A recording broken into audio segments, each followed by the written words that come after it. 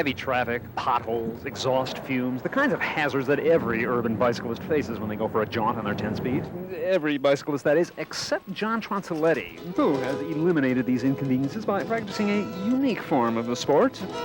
It's called rail biking, a peculiar variation that uses a specially outfitted 10-speed to ride on abandoned railroad tracks through the countryside. The key word, of course, being abandoned, for obvious reasons, but that doesn't diminish the opportunities for wide-ranging travel. There are dozens of miles of abandoned rail lines or out-of-service rail lines in the Philadelphia-Delaware Valley area. And you have to receive permission from the railroad company. Even if it's an abandoned line, you're still on railroad property, and they don't take kindly to trespassers. Once you get the clearance, it's free pedaling. Some of the most scenic areas in the country are where railroads travel through.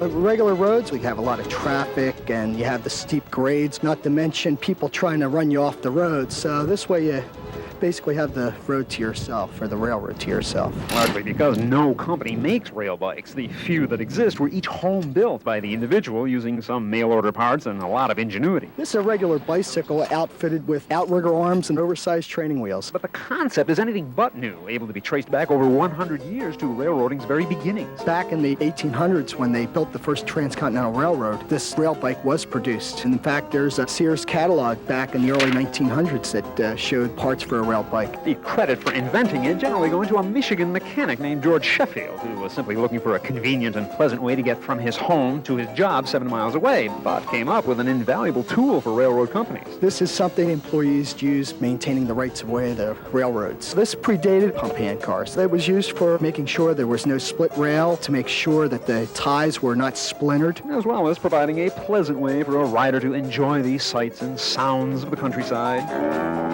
in a way that allows for a refreshing and often exhilarating bicycling experience. From the rails of the Delaware Valley, I'm Don Polec, Channel 6 Action News.